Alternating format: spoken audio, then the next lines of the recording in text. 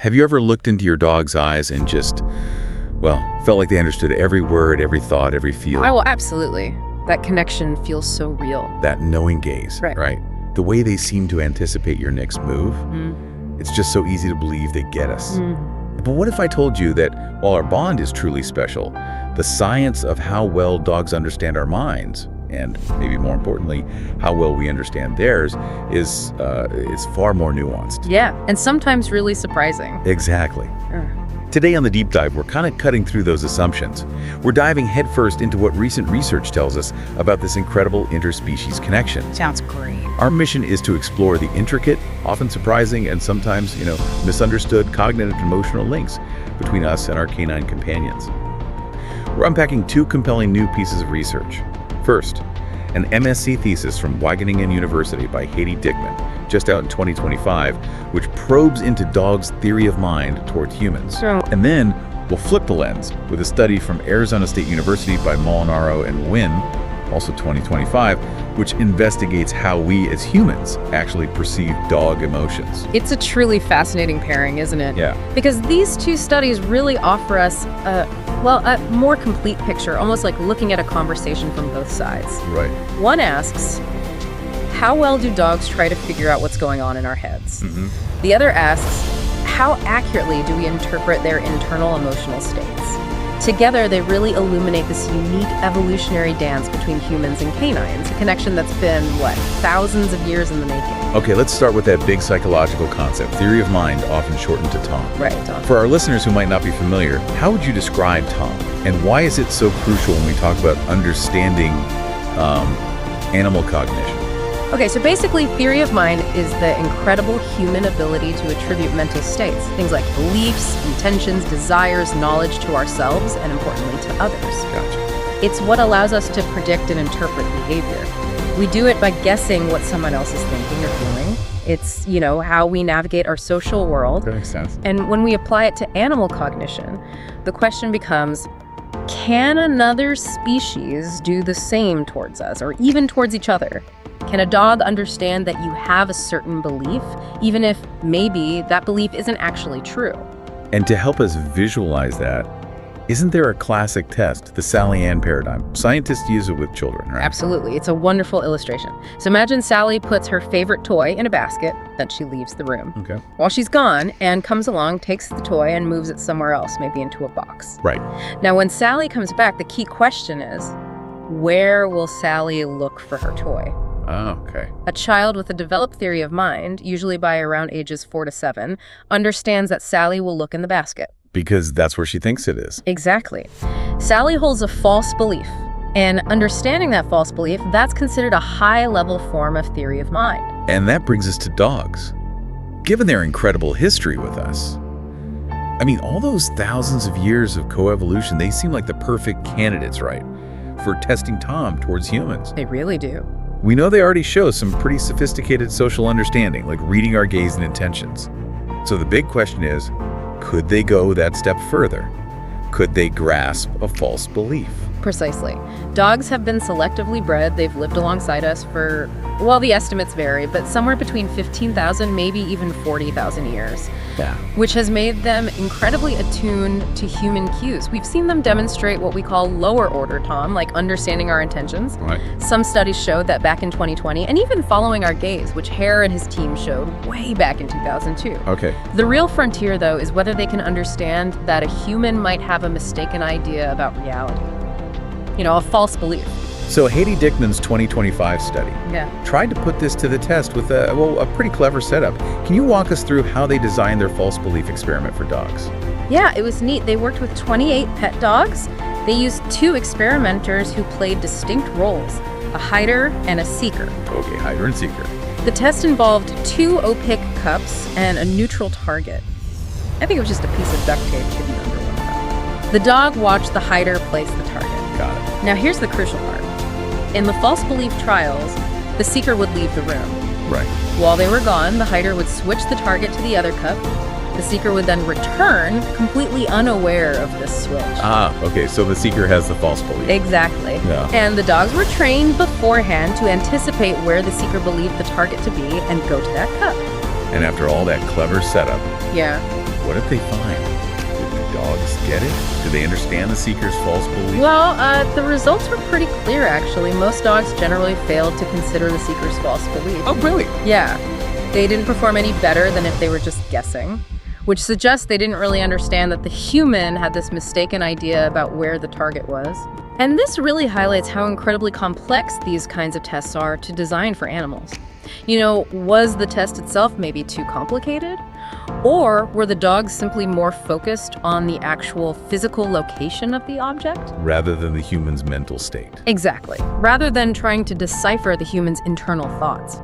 The authors themselves even noted that experimental procedures can easily lead to the misinterpretation of dogs' cognitive abilities. That's a really important point. It is. It's a critical reminder that we need to be so careful how we design these studies, right? So the dogs struggled with understanding our false beliefs. But the study took another fascinating turn, didn't it? They looked at something called deceptive signaling. What was that all about? Yes, this part adds a really interesting layer. So here, 21 dogs took part in a slightly different setup. This time, there were transparent containers. Okay, so they could see inside. Right. The dogs could actually see a food treat hidden in one of them. An experimenter, this time acting as the deceiver, would either point or gaze deceptively towards the empty container.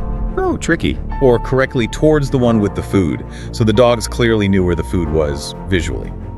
And what did the data show there? Did the dogs fall for the trick? They absolutely did. It was quite significant. Dogs were much less successful at getting the food when the experimenter pointed deceptively compared to when they pointed correctly. Wow. Even though they could see the food. Even though they could see it. Interestingly, though, deceptive gazing didn't have the same strong impact. It really suggests that dogs are uniquely susceptible to our pointing gestures. Even when those gestures contradict their own visual information and lead them away from a treat they can clearly see. Wow. So, in a way, their deep-seated obedience to our signals, our human signals, might actually be hindering our ability to truly understand their complex minds in these tests.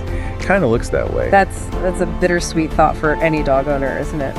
Their loyalty might sometimes work against them in a cognitive challenge. It really is. And this finding raises really important questions about how we conduct dog cognition research. The sort of misplaced obedience to human communication signals whether those signals are intended to be helpful or, deceptive. Right. It can significantly impair a dog's performance in these cognitive tasks. It just underscores the critical need for incredibly careful experimental design. And controlled conditions, too, in any research trying to truly understand what dogs know rather than just how they respond to our cues. Okay, so if dogs struggle with our complex beliefs and can even be led astray by our pointing, what about us? How well do we understand their emotions? Yeah, the other side of the coin. This brings us perfectly to the Molinaro and Wynn study, which reminds us that, quote, human perception of others' emotions is complex. And I guess when those others are a different species, it gets even more complicated. That's right. And traditionally, we've often just assumed dogs experience the same basic emotions as humans, right? Happy, sad, angry. Yeah, we tend to map our feelings onto them. Exactly, and we focused on reading their facial expressions. But this study took a different approach, which I think is really smart. They described affect, sort of the core emotional experience in a two-dimensional space. 2 dimensions, okay. Yeah, think of it like a graph. One axis is valence, basically, how good or bad something feels, pleasant or unpleasant. Okay, good versus bad. And the other axis is arousal, which measures how subdued or, how excitatory a feeling is, calm versus excited. Valence and arousal, got it.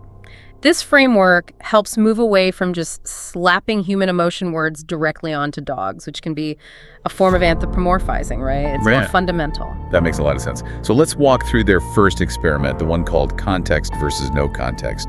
How was that set up? Okay, so they filmed a single dog in 6 different scenarios. 3 were designed to be positive, like getting a treat, lots of praise, or engaging in play. Fun stuff for the dog. Right. And 3 were negative, encountering a cat, maybe a scary tape measure, or receiving a reprimand from the owner. Participants then watched these video clips, but here's the twist. For some participants, they saw the full video with all the background context, the owner, objects, the room walls, everything. Right. While for others, that visual background was completely removed. They just saw the dog against a plain black screen. Ah, interesting. And what did that reveal about how we perceive their emotions? Did removing the context change things? Oh, it changed things dramatically. The results were quite striking. When the context was removed, participants' ratings for the dog's valence, remember, how good or bad it felt became significantly less positive, especially for those positive scenarios. So seeing the dog getting praised, but without seeing the owner praising it, made it seem less happy. Exactly. And maybe even more surprisingly, for the negative situations, removing the context actually made the dog appear more positive to the observers. Whoa. So seeing a dog react to a reprimand, but without seeing the reprimand, made it look better. Kind of, yeah. And their perception of arousal, how excited the dog was, that was rated higher for the positive situations without the context. It's almost like our brains are defaulting to the surroundings to interpret the feeling. Like, tell me the story of the room and I'll tell you how the dog feels. It clearly shows the visual background heavily influences our interpretation. That's fascinating. It's just, we're really influenced by, well, more than just the dog body language. We need the story. Absolutely. It seems humans initially use the dog's tail wags, its posture, general behavior cues. But the moment that context was reintroduced, they primarily relied on that background information, the situation itself. Wow. This really highlights that we're often influenced by extraneous factors besides the dog itself when we try to gauge their emotional state. We're not just looking at the dog, we're reading the whole scene. Okay, now for experiment 2, they took it a step further with myth-matched contexts. Yeah. This sounds like it could get quite tricky. What do they do there? Yeah, they got really clever here. They actually edited the videos. They showed the dog responding to one situation, let's say, a positive stimulus, like seeing its leash, which usually means a walk. Right, happy dog time. But then they paired that dog footage with a mismatched human context in the background. So the dog might be reacting positively to the leash idea, but the background scene could show a negative stimulus, like a vacuum cleaner running or an owner giving a stern reprimand. Oh, I see. Or the other way around. Or exactly the other way around, dog reacting negatively, but the context looks positive. Okay, so how did that manipulation affect people's perceptions? What mattered more, the dog's actual behavior or the fake background story? The findings were really remarkable and maybe a bit concerning. Participants' perception of the dog's emotional valence, that good-bad feeling, Right. it was more influenced by the human's situational context than by the dog's actual visible behavior. Seriously. Seriously. So if the human context looked positive, say, an owner smiling and using a praising tone, participants rated the dog's valence as positive, even if the dog itself was actually filmed in a negative situation, like reacting fearfully to something. Wow. So the background totally overrides what the dog is doing. It largely did, yes. And the arousal ratings were also similarly affected. It's just clear evidence of our strong human tendency to project our interpretations based on the scene onto the animal. So we're essentially overlaying our human understanding and like the environmental cues onto the dog's actual experience. Yeah. And potentially missing what they're truly feeling. Exactly. This really connects to the bigger picture of why our perceptions can be, well, inaccurate, as the study puts it. And get this. The study found that over 90% of the free responses people gave were anthropomorphized, meaning people consistently attributed human-like characteristics or complex emotions to the dogs. That's a huge number. It is. And here's another really key insight. Higher familiarity with dogs, people who own dogs or worked with them, was actually linked to higher valence ratings overall. Wait, so more experience meant they rated the dogs as feeling better, Right? even in bad situations. That's what the data suggests. It could mean that even experienced dog owners might perceive negative scenarios as less negative than they actually are for the dog, potentially overlooking crucial welfare cues because their familiarity, maybe their bond, leads to a more positive bias. They want the dog to be okay. That's sobering. Yeah. So what does this all mean for that incredible, often profound bond we share with our dog? It seems like, okay, dogs might not fully grasp our complex human false beliefs. Right, the Tom part seems limited. And we, on our end, often project our own emotions and context onto them, Yeah. sometimes quite inaccurately, based on the situation rather than the dog itself. Mm-hmm. But there's definitely more to the story than just these limitations, right? It's not all miscommunication. Oh, absolutely not. Our deep dive really reveals a truly fascinating evolutionary dance. Dogs have coexisted with humans for an astonishingly long time, tens of thousands of years. Yeah. This shared history has forged an unparalleled attunement between our species. Dogs literally evolved to be less anxious and less fearful around humans compared to their wolf ancestors. Right, the domestication process. Exactly. And they readily look to us for help in solving problems, which is something wolves generally don't do. And it's not just a one-sided adaptation, is it? Our brains seem to have changed too. That's right. Research shows our brains have also evolved to understand each other's vocalizations to some degree. Like how? Well, for example, studies show dogs get excited by human laughter. They can distinguish our tone of voice when we're upset or happy or sad. Okay. And in turn, human brains also show distinct activity patterns when hearing dog vocalizations, like whines or barks. It's a genuinely mutual development. That's amazing. It is. So this highlights that while dogs might not grasp false belief in the same way a human child would, and humans might misinterpret a dog's emotional state because we're so heavily influenced by context, there is still an undeniable, unique, and deeply ingrained communication system between our species. A partnership. A specialized form of interspecies social cognition, absolutely, developed over millennia. A true partnership, even if, it has its specific limitations on both ends of the leash. So this deep dive has really shown us that the question, do dogs understand us, is actually maybe two questions, isn't it? Yeah, that's a good way to put it. First, how well do dogs understand our complex human mental states, like beliefs? And second, how accurately do we understand their actual emotional states? Exactly, and the answers are nuanced. Definitely nuanced, sometimes surprising, and they certainly challenge some of our core assumptions about the depth of their comprehension and the accuracy of our own perception. Ultimately, our understanding of dogs and their understanding of us, it really is this unique evolutionary partnership. It's not about seeing them as little humans in fur coats, but about appreciating their distinct minds and their specific communication styles, which have been shaped by literally thousands of years of living alongside us.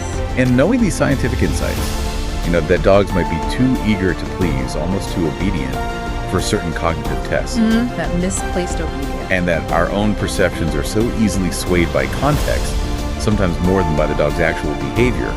Knowing this can actually profoundly improve how we interact with our own dogs.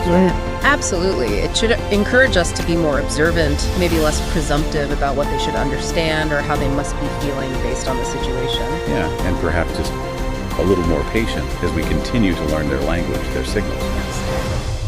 So here's a final thought for you, our listener, as you maybe observe your own dog later today.